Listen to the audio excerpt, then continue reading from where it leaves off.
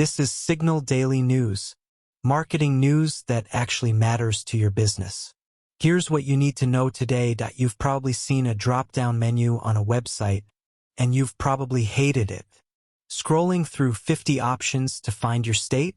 That's a pain. Well, the experts are finally saying what we all know. Dropdowns hurt more than they help. We're tracking a major shift.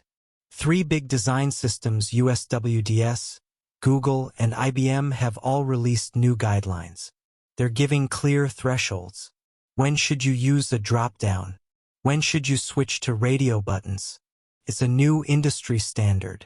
And if your site ignores it, you're falling behind on usability.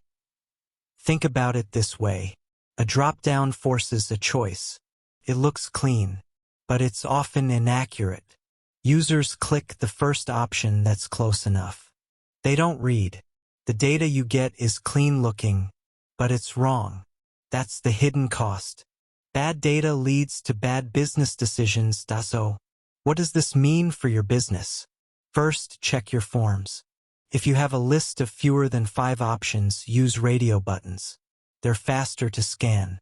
If you have more than 15 options, use a combo box with autocomplete. Let the user type. That's the AI-assisted trend. Predictive text is replacing the dropdown entirely. And there's a legal angle too. Accessibility regulations like the ADA and EN 301-549 are getting stricter. Dropdowns that fail keyboard users or screen readers, that's a lawsuit waiting to happen. You don't want that risk. Here's your move this week. Audit your top 3 forms.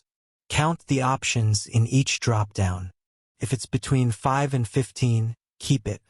If it's fewer or more, change it. Your users will thank you, and your data will be better. That's your briefing. Full story at Signal Daily News. Go grow your business. We'll keep watch on the news.